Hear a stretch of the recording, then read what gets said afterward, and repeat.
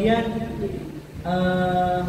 ada YouTube lainnya yang saya kelola, yang nanti kita akan sharing misalkan di luar ini bagaimana mengelola YouTube bisa mendapat kebaikan dan kita dapat cuan, dapat dolar, dapat uang tiap bulan.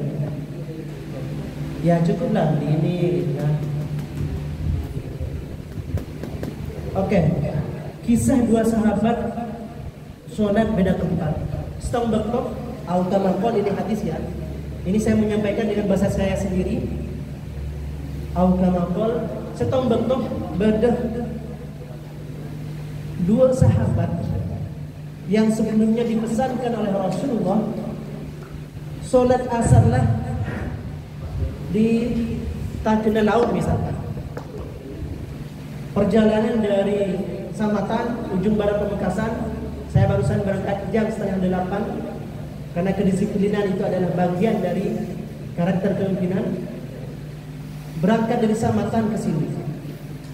Betul di Samatan Rasulullah pesan, jika contoh ini contoh. Tampil solat dengan solat asar neng Tagena Laut. Mereka perjalanan habis solat zuhur. Kemudian nyampe Talang, mereka adzan asar.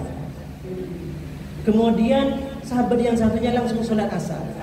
Ditegur oleh sahabat yang satunya, Rasulullah menyatakan untuk sholat asar di Tagena Laut. Jawab sahabat si ibu nikah saya sholat asar di Talang. Rasulullah ajabu dia rumah hadis asar. Paling bagus amal sholat betok tepat waktu di pasal redaksi hadis. Itu yang dijadikan dasar oleh sahabatnya, hanya sholat. Kemudian sahabatnya satunya sholat di tempat Tagena Laut karena mengikuti instruksi dari Rasulullah sekalipun asar sudah habis. Qadha. Perkara ini yang terakhir dengan Rasulullah. Kata apa? Jawab Rasulullah sama-sama benar. Yang pertama dasarnya adalah hadis sebaik-baik perkara adalah sholat di awal waktu. Kemudian yang kedua, dia mengikuti instruksi saya. Jadi sebelum saya salah. Nikah cerita yang pertama, nikah badan yang hadis bisa sareng sekali. Muntak keliron yang diriwayatkan oleh muttafaqun alaih Imam Bukhari Muslim. Kemudian cerita yang kedua. Cerita yang kedua ini ada dua sahabat perjalanan di padang pasir. Berdasi oneng padang pasir. Mulai tadi langsung. Alhamdulillah ulah sama seorang si ontol karena 2013 ulah berangkat umroh gratis. Dapat reward sebagai wartawan terbaik se-Jawa Timur 2013. Umroh gratis. Saya bisa menyaksikan Jabal Uhud. Kemudian di Mekah saya bisa meliput bagaimana pendidikan yang dilakukan oleh ulama Syiah Jalani di sana. Di Madinah saya ditangkap oleh polisi gara-gara memfoto para pedagang kaki lima yang jualan di amperan Masjid Nabawi dan disergap oleh polisi. Kalau kanja Satpol PP. Mereka dipotret dulu, kemudian dijadikan berita. Dibakar potret ini kayak panggilan langsung dirampas sapi. Mungkin udah nggak ada jauh tahun ini kalau di tempat itu adalah tempat yang terlarang, yang menggunakan bahasa Arab lah. Karena saya pernah aktif di markas dulu Al-Arabiyyah Al-Qayyim. Saya menyatakan kepada polisi itu dan siap menghapus. Dia pusang itu bolehnya ada. Betul dia hapus, polisi sudah dengar, boleh foto sudah darurat. Ditulis terbit besokan hari. Nah di sana itu padang pasir sangat indah, sangat indah. Kalau kalian menyaksikan film-film yang berlatar Mesir, tidak jauh beda keindahannya. Nah kembali kepada cerita sahabat nikah, tareng cengar ngediaki stage, merah ngaki stage, kemudian cerita lagi satu tamu tadi. Aneka sahabat depan tempat yang padang pasir, apa depan ngebadana sholat. Tapi keduanya tidak mendapati air. Misalnya apa aja tak mampu air, apa yang harus dilakukan? Tayamum memanfaatkan tanah yang suci dan bersih. Hanya tayamum keduanya. Kemudian sholat berjamaah. Habis sholat, keduanya melanjutkan perjalanan. Di perjalanan, keduanya dihadapkan pada adanya air yang sangat bening, bersih. Bayangkan, di padang pasir yang penuh dengan pasir, tiba-tiba ada telaga yang sangat bening dan bersih. Kayak mau neng Ganja, neng Kalimantan misalnya, harus boleh telaga. Bening bersih, ngesetek. Bener-bener. Semoga di sini tidak ada buaya darahnya. Ada ya? Nah, ibaratnya ngolatih. Nah, ini kan terjadi silang pendapat. Terjadi perbedaan pendapat. Sahabat yang satunya menyatakan kita harus sholat lagi karena ada air dan waktu sholat masih ada. Satunya lagi menyatakan tidak perlu. Kita sudah sholat tadi, meskipun dengan cara tayamum. Akhirnya keduanya ini tetap pada pendiriannya. Yang merasa cukup dengan tayamum tidak sholat lagi. Yang satunya ngambil wudhu dan sholat lagi. Dua persoalan ini betah dekat Rasulullah SAW. Ketika apa jawab Rasulullah? Berisi oleh, memberisi oleh mungkin laptop juga. Berhubung sombong aman. Jawab Rasulullah seperti ini. Terhadap yang bertayamum dan tidak sholat lagi, beliau menyatakan sudah cukup, kewajibannya sudah terpenuhi. Jangan pikir berarti sih apa yang boleh kelar? Ternyata enggak. Rasulullah menyatakan bahwa sahabat yang sholat lagi setelah menemukan air, 2 pahala baginya. Paham? Paham? Nah, dari 2 kisah ini kita bisa mengambil hikmah bahwa pemimpin tugasnya adalah menelurkan solusi atas persoalan yang ada. Menelurkan maksudnya mata jelas. Menelurkan solusi atas persoalan yang ada, bukan makin memperuncing persoalan yang ada. Paham ini? Kadang kan banyak orang bermasalah. Ini kan dimanfaatkan sebagai sesuatu yang menarik. Benar yang ataukah? Ini kan jangan panas ya. Karena jangan itu kata. Nah, Rasulullah tidak begitu. Terjadi perbedaan pendapat, dicarikan titik temu. Kira-kira 2 pendapat ini bisa dibenarkan enggak? Kalau masih sesuai dengan koridor ajaran agama, itu harus kita lakukan. Seperti yang sudah dicontohkan oleh Rasulullah melalui 2 kisah ini. Paham? Oke, next. Nah, al-ulama warasatul anbiya.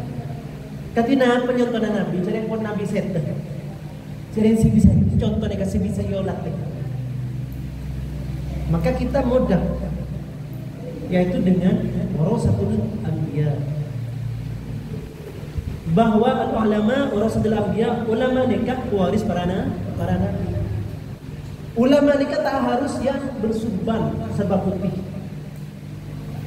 Ulama nikah tidak harus yang full pakai cadar, tidak harus. Tetapi ulama di sini poinnya adalah orang yang berilmu. Berarti orang yang berilmu masuk kategori ulama. Ustadz Iwan berilmu ulama, Ustadz Fauzi berilmu ulama. Dan orang yang berilmu dan menggunakan keilmuannya itu untuk kebaikan, itu masuk kategori ulama secara general, secara umum. Nah, adik-adik, 2 hal ini yang bisa dilakukan. Ketika kita kebingungan untuk mencontoh Nabi karena keterbatasan keilmuan kita, tidak bisa mengkaji hadis, tidak bisa menafsirkan Al-Quran secara leluasa, ada ulama. Maka cari dan temukan idola. Kemudian cari dan temukan mentor. Mentor ini orang yang siap membimbing kita. Makin nikah, idola dan mentor bisa kita ikuti di dunia nyata dan dunia maya. Dunia nyata kan gampang.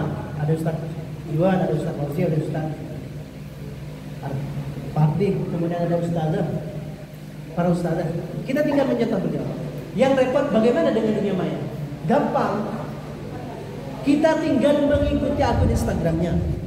Kita tinggal mengikuti akun Facebooknya. Misalnya tadi bulan mengikuti akun Facebook Kiai Mustafa Bisri, mengikuti Instagram Kiai Mustafa Bisri, mengikuti Facebook dan media sosial Kiai An-Nuqayyah, Kiai Faizi, Kiai Mustafa, Kiai Nahib Hasan.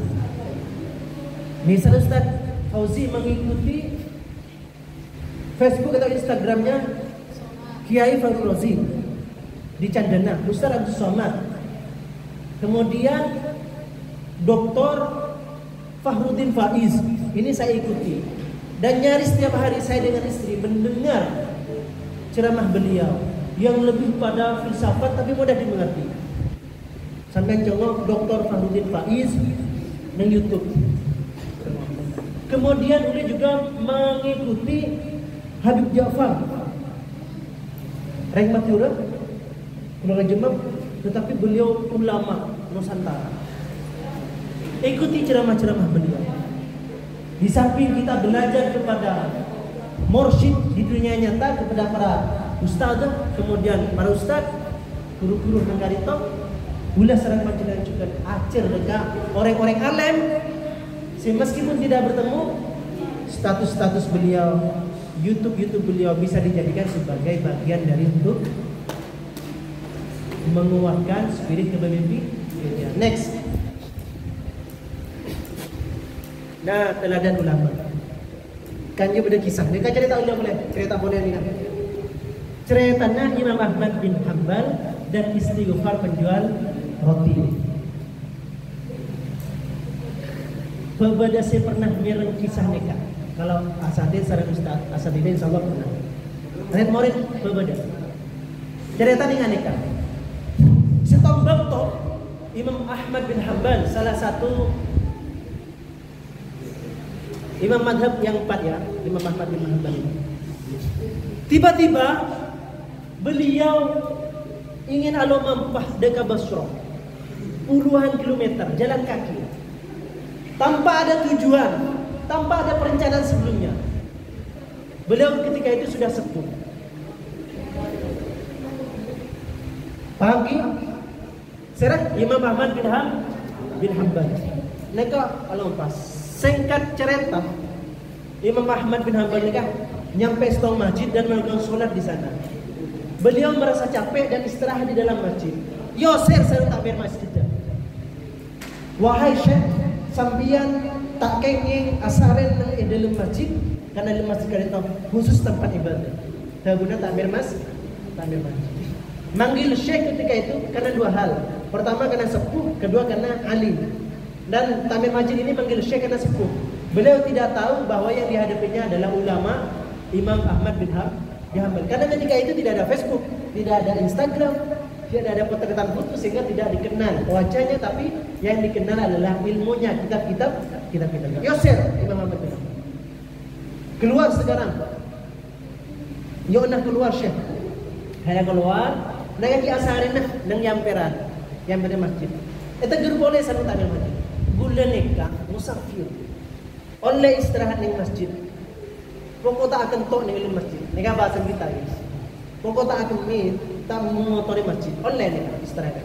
Tak bisa Syekh sambian tak kenging istirahatnya. Sambil juga aki. Di takmir masjid. Waktu dia juga aki Imam Ahmad bin Hanbal nikah dari sekitar masjid sabada saya jualan roti. Mangkin waktu Imam Ahmad bin Hanbal juga aki. Akhirnya memanggil Imam Ahmad bin Hanbal, kesini Syekh, kalau mau istirahat saya punya rumah. Akhirnya Imam Ahmad bin Hanbal, singkat cerita, dibawa ke kediaman penjual roti. Di kediamannya penjual roti, Imam Ahmad bin Hanbal mengalami sesuatu yang dahsyat. Penjual roti betul ngolah tepung, berkena meras, berkena ia pun ini apa? Yopen. Mereka terus baca istighfar. Astagfirullahaladzim, astagfirullahaladzim, astagfirullah. Terus baca istighfar tanpa henti-henti. Baru istirahat dari baca istighfar ketika Imam Ahmad bin Hanbal mengajak komunikasi. Terus baca istighfar. Aneka Imam Ahmad bin Hanbal kagum sampai tanya, sambian nikah ngamalaki istighfar. Mulai bila tornapa sekerasa aki sambian. Aneh kalian bukan istighfar wajib dengan didengarkan. Penting ini untuk disimak. Jawabnya pedagang roti ini kan. Gula ampun 30 tahun lebih ngamalaki istighfar setiap waktu tanpa jeda. Luar biasa Syekh. Nampak saya minta gula ke Allah, adakah cepat eka bulaki. Gampang diterima, gampang dikabulkan dan cepat dikabulkan. Dia benar penjual roh dengan berapi-api. Di saat menyatakan dengan berapi-api, tiba-tiba dia bersedih. Tapi berdeset tong si membuat ulah tangkap. Yang kika ditong Sari menolak cintanya Edi. Ini. Apa di boleh? Berdeset tong si membuat ulah nelangsa, gegana, gelisah galau marah. Kenapa? Kinikah gula doa dekat Allah, apapun yang ulah minta langsung diijabah, langsung diterima, langsung dikabulkan. Tapi ulah nyoon dekat Allah, kangku ipamangki dipertemukan dengan Imam Ahmad bin Hanbal, ulama di kota Basra, ulama di kota Irak. Tapi sampai makin tak terkabulkan. Seketika Imam Ahmad bin Hanbal merinding kulitnya sambil lalu melafazkan takbir Allahu Akbar sambil lalu dipeluk, menangis keduanya. Ternyata istighfar amalna sambil nikah membuat ulah ajalan jauh dekat Basra, puluhan kilometer jalan kaki, capek lelah, tapi udah terus ala mampah, bahkan sampai udah jungkap kaki serang takbir masjid. Ternyata gula menjalani peristiwa itu semua gara-gara amal saleh. Anehkah leh perbanyak baca istighfar, misalnya banyak orang tengah taklim terbayarkan, otak taklim ngerteh dekat ilmu sebarang ki guruna, otak disepelekan oleh orang-orang lain. Nekah perbanyak baca istighfar, doa ke dekat Allah. Ya Allah, pakai pengafiat tidak hirap ilmu saya paling yakin sarang Ustaz Iwan, Ustaz Fauzi, tersedaja Ustazah dengan kegenah. Sambil baca istighfar. Benih guna mentik. Paham lagi? Lihat saja kekuatan istighfar. Baca boleh kisah nomor 2. Kisah inspiratif dari Pak Artik. Ampun oleh ceritakan barusan. Apa genah? Gula coba browsing dan Google, apa genah? Dari semangat nih.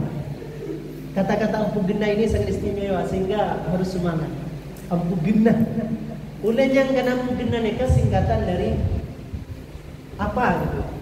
Ternyata ketika udah telusuri dan udah temukan di website SMK Islam Ampu Genah ini adalah cerita pucu. Sekak lima tak kena tengah, tak kena neka setong dimen. Makin pun mersah, tak kena lauk, tak kena tengah, tak kena dia, tak kena dia. Aneka ternyata si setong tak kena tengah, tak kena dia, tak kena lauk neka asmana Ampu Genah. Apa maknanya Ampu Genah? Ternyata Ampu Genah ni kalian orang sakti sekerisah paling hebat sedunia. Ongguan ni kan? Karena paling hebat kebaikan keresah kalam Ampu Gendring ngasa. Aneka dipesan terus oleh Raja di Sumenep. Kerajaan di Sumenep, para tentaranya, senjata-senjatanya, terutama yang menggunakan senjata keris, nega kebaikan dengan tak kena lau. Sarang Ampu Genah. Astana badah karingkong beranawak dan wangi. Tidak adanya Ustaz Fauzi. Tawassul, sering-seringlah tawassul kalian. Allah mampah dikasih. Ulah timin dengan pondok sering bertawassul dengan yasta. Timbul katon dulu dengan pondok yang jasar ke amanah, tak tahu dah. kirim sarena sambil bertawasul ngaji. Kalian begitu ya. Orang sakti ya, ulama, orang yang berilmu hanya jasadnya yang meninggal. Tetapi kekuatan ruhnya, ilmunya ini tetap hidup. Tore coba pikir, gembangnya nikah. Ulah nikah sarang panjenengan audit belum tentu bisa menghidupi orang lain. Coba pikir. Gula sarang panjenengan aneka audit belum tentu bisa menghidupi orang lain. Tapi ulama meskipun seter bisa menghidupi orang yang audit. Duka sampai duka. Contoh dengan apa? Mbah Khalil Asy'ari, Mbah Khalil Bangkalan. Beliau pun seter. Tapi di sekitar asta beliau banyak orang-orang yang terhidupi. Jualan di sekitarnya gara-gara banyak orang saya ziarah kubur ke astana Mbah Khalil Bangkalan. Barokahnya Mbah Khalil, orang-orang yang bisa penghasilan. Ya tentu tetap biiznillah, tetap atas izin Allah. Pertama Sunan Derajat, Sunan Gunung Jati, Sunan Kalijaga, dan seterusnya. Makin kan begitu diziarahin kan. Banyak orang-orang yang berjualan di sekitar. Aneka sebagai salah satu bukti nyata bahwa meninggalnya orang berilmu ini hanya meninggal jasadnya, sementara ilmunya bisa menjadi amal jari. Nah inilah pentingnya adik-adik mengejar pendidik. Ali bagaimana dibekal? Jangan sampai keluaran SMK langsung ini harus aku lihat. Misalnya pon petengan, pon pelengan gitu, pon wajib nih kata apa nih kan? Tapi usahakan tetap kuliah. Enggak ulah 2013 menikah. Tapi udah tetap kuliah S2. Tetap kuliah S2. Mereka kena rasa apa? Ki kurang ilmu. Mana kuliah le, benikun ilmu sekau le, tetapi jejari relasi. Banyak kancah luar-luar, ini penting. Mungkin nikah mungkin mengandalkan skill atau kemampuan, nikah kurang. Harus diperkuat dengan jejak jari. Makanya pada cawak anjek kerjaan kunjinah orang sukses nikah bertelok. Misalnya daftar ke lembaga nikah jadi guru. Bertelok sana. Oke lolos. Yang pertama doa. Yang kedua usaha. Yang ketiga orang dalam. Nikah kerjaan nikah maksudnya jejari. Enggak ulah dikontra oleh Kementerian Kominfo RI bukan hanya karena punya kemampuan public speaking yang bagus, bukan hanya ketika ikut lomba pidato juara, bukan hanya menjadi penulis nasional, bukan hanya itu, tetapi baru karena andi tatangkep nang isamatan nang perumahan dosen nang IAI penyepen beliau namoy kakaula nyari narasumber kalau itu jadi pemateri di Kementerian Kominfo RI. Nah ternyata beliau memandang udah memungkinkan untuk menjadi pemateri. Hanya didapatkan, dites dan diterima. Mereka udah mampu mengandalkan public speaking, pinter acak-acak, pinter menebar beberapa materi atau teori keilmuan. Tak akan dipakai kalau kita tidak punya kalau udah tak akan sarangkannya dulu nikah. Nikah pentingnya kalian kuliah. Di samping mencari ilmu, di samping menanjakan ilmu, juga memperluas jejari, relasi. Ulah kuliah S2, banyak kan jana kemenang, distrik, sekelas, dosen-dosen, pejabat-pejabat, banyak. Itu barokahnya melanjutkan pendidikan hingga ke perguruan tinggi. Mereka serius kelas telur. Badagi, minta tolong lanjut akuli persoalan. Misalnya si bini pun agaranya yang silapin, bini ban. Ngocak ke pekalah Edi. Ben pun tak ada kabin kok nggak bisa sari. Sari tak ada fadilah. Akhirnya bergalah anda bergalah nikah mata kes KFD ulah ala lagi sambian buka ulah tinin aku kuliah. Termasuk dinin ulah lepalan kita kuliah kebun karena gabungin anak kecil dan tasabtul. Nomor 2 tanpa rencana tiba-tiba hadir gitu. Hanya enggak lanjut dunia. Sekarang fokus kepada mendidik. Nah, ale-ale si bini misalnya tak ada kelebun, tak ada camat, tak ada bupati, tak ada gubernur, dengan Bunda Khofifah, tapi tetap belajar spirit kepemimpinan Rasulullah, karena kalian akan menjadi leader bagi anak-anak kalian. Karena generasi yang hebat itu didukung oleh perempuan yang hebat. Oke, next. Kisah Mbah Hashim mendirikan itu, silakan kalian cari di Google banyak.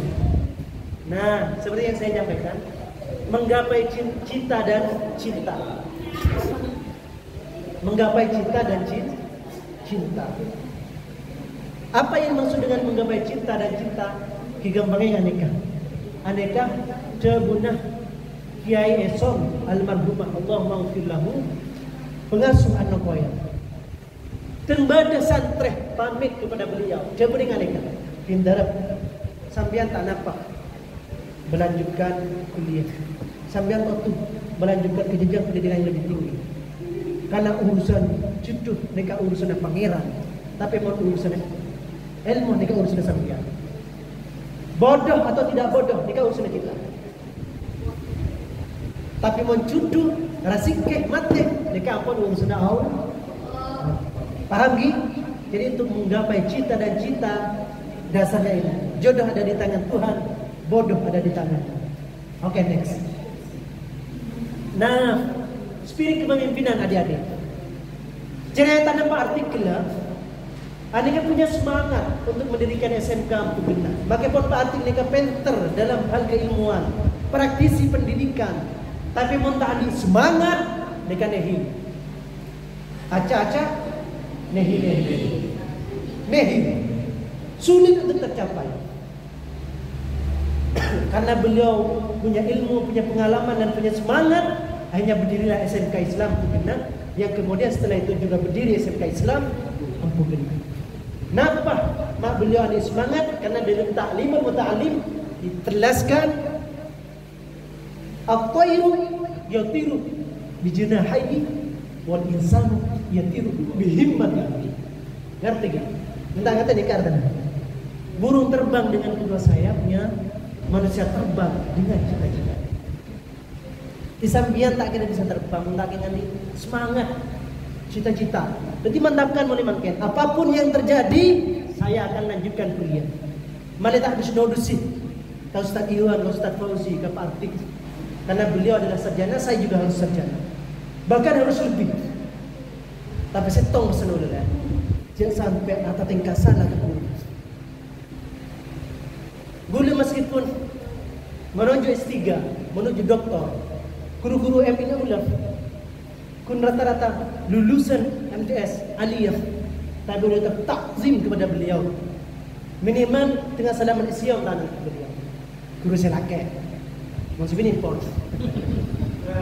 Mereka tetap takzim, rasa apa mereka muridah beliau, tetap di bawah beliau. Di alih-alih kalian nanti misalkan sampai S2 atau S3, sementara guru-guru kalian S1, sampai ada rasa lebih hebat dari guru semua. Paham Gi? Mbian pun kira-kira tinggi. Bagian red murid si bengal perempuan nah, si bengal guru nah. Meskipun sukses secara materi, tapi secara akademik tidak akan sejuk, tidak akan nyaman. Karena barokah itu ada. Dengan Ula saya sudah yang pondok nikah. Selain ngaji, ula masuk dengan dalam. Pagi asapuan, sore nyiram tanaman-tanaman guru, dunia sedia. Tanaman-tanaman kiai. Kemudian zuhur, ula entarga bebenah kandang ambi. Ngalak lalat pengambi, sabak 6 buah naga, tanamannya kiai. Niat beliau memberi barokah pada kiai-kiai. Tetapi bukan berarti udah pasrah, tapi udah tetap belajar. baca koran, baca buku, baca kitab. Semuanya udah lakukan. Jadi ngambil berapa sembilan tetap mendalami ilmu, sehingga ketika ilmu didalami dan berokok tetap kita upayakan dapat, ini akan menjadikan ilmu yang bermanfaat baik terhadap diri maupun orang lain. Next. Nah, bercita-citalah setinggi langit. Ketika kamu jatuh, kamu akan jatuh ke bintang-bintang. Ada 4 hal yang udah rekomendasikan, udah ijazahkan kepada adik-adik untuk diterapkan. Setidaknya cita-cita kalian bisa kalian genggam, bisa kalian capai di kemudian hari. Yang pertama, tekun membaca. Udah cerita ngenes. Udah kan SMP, SMA, Islamnya semua di men, cek meskenah. Udah masuk angkatan kedua, ki sobung kelas telur. Sekolah nampung ke MI, Miftul Ulum. Sobung sekolah nak tidak semegah ini. Atapnya atap seng. Ketika hujan bahagia sekali. Kenapa? Karena tidur berjamaah. Guru-guru tidak bisa menjelaskan karena kalah bunyinya seng. 2001 2002 ketika itu saya masih ingat. 2001 saya keluar SD, 2022 sampai 2004. Ini kan punya seng. Tungguan panas. Ani kita pernah dalam kelas. Akhirnya sering guru-guru ngajak ke beberapa kan mau di sekitar kita, di kita tangkap, ajar kelas, ajar kelas, panas. Tak ada perpustakaannya, tidak mengenal dunia baca. Tapi ketika itu, apa saya, Pak Latif, teman akrabnya Pak Hatur, beliau tukang bangunan tiap kali. Alapan ini kebiasaan ngibas buku-buku komik cerita Nabi, kisah-kisah. Kenapa rasa si beda bahat si 7 pemuda Ashabul Kahfi dibaca oleh saya, membaca dengan keterbatasan buku yang ada. Nyampe ke Anokoya oleh baca cerita. Karena lulusan Anokoya ampun ditempa tekun membaca mulai ke MDS, mulai ke SMK, mulai ke SMA, mulai ke MA. Semester 1 udah nggak. Mau kuliah ini kan punya tugas ke bayi makalah. Udah presentasi dibantai habis-habisan. Udah sampai nangis sakit. Karena apa yang udah sampaikan dia bener. Ketika udah bertanya, udah tidak ngerti. Kenapa sih maksud udah? Saya tanya ke udah ngerti. Kenapa boleh sih ketipu materi? Tapi udah adik muda semangat. Tiap kali ada acara pasti udah mengikuti. Kayak gini, untuk orang betul boleh ikuti. Seminar boleh ikuti. Ada teater boleh ikuti. Ada lembaga pers mahasiswa boleh ikuti. Ada perpustakaan udah ada daftar di semester pertama. Kemudian dia mencermati orang-orang hebat. Ternyata tiap hari bawa buku. Kemana-mana bawa buku. Yang lakukan dibaca.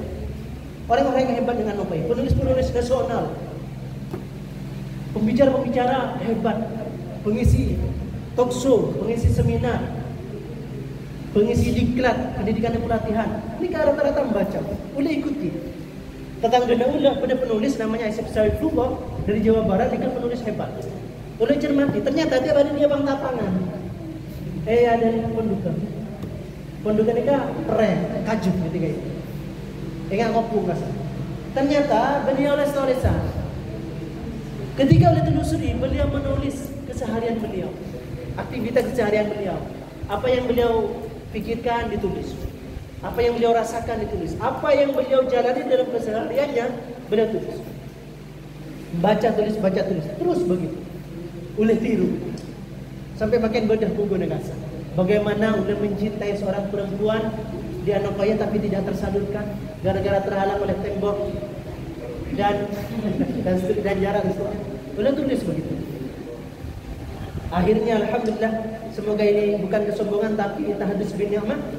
Semester 3 dari semester 1 semester 2 udah menjadi mahasiswa terburuk. Semester 3 alhamdulillah biidznillah BPK udah tertinggi, udah dapat beasiswa. Terus semester 4 dan seterusnya menjadi mahasiswa terbaik.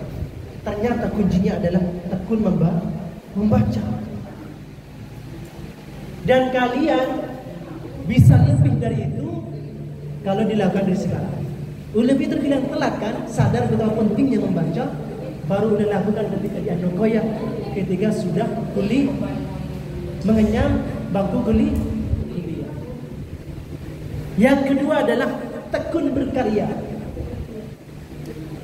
Tekun berkarya kan ni kalau ketika mana hullah bersampian nikah, tidak sadar bahkan tidak mau menyadari kelebihannya oleh sarang panjenengan sendiri.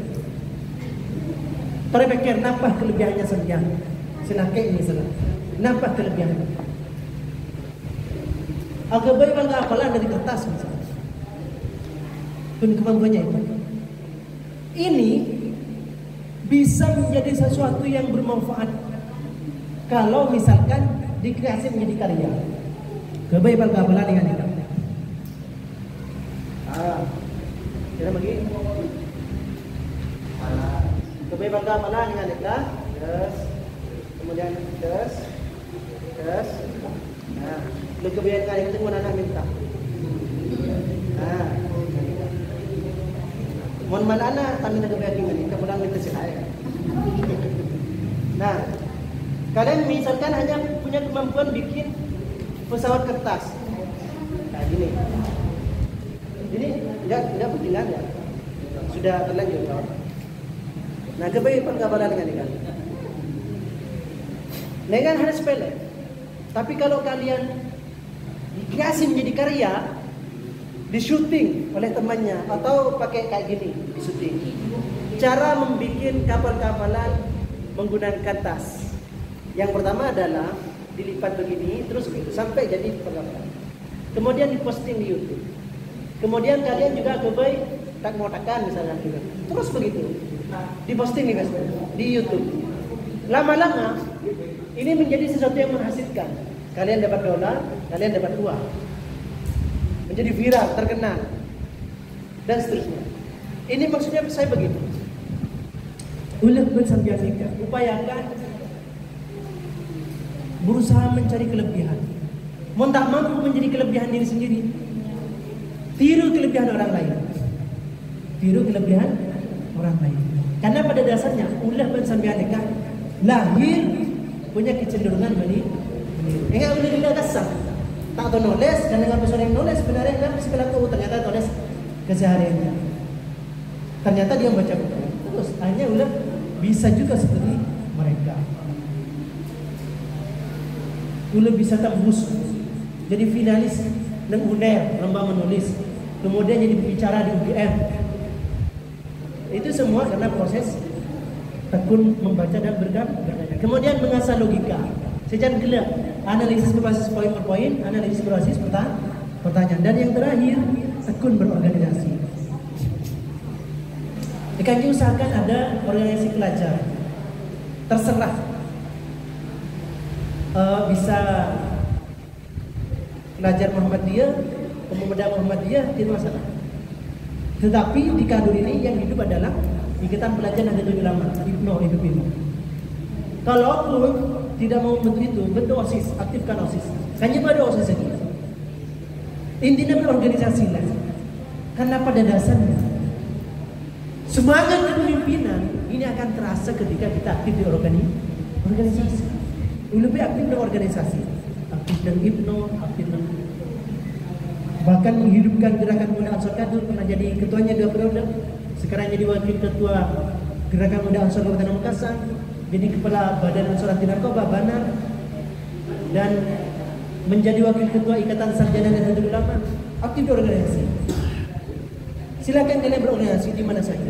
Yang penting kalian berorganisasi. Tergantung pilihan kalian. Kalau saya pilihannya organisasi. Oke, next. Ya Allah alam bisawab. Begitu adik-adik yang bisa saya sampaikan. Seperti yang saya janjikan barusan, saya mau memberikan sebuah ijazah. Yang ini sangat membantu terhadap kecerdasan kita, sangat membantu terhadap konsentrasi kita. Toreh, ulah dimin pernah aparing kan jadi sambian duduk dengan ikan. Jadi telapak jempol kaki ketemu dengan jempol kaki. Toreh. Mereka salah satu ilmu yang boleh dapatkan di bela diri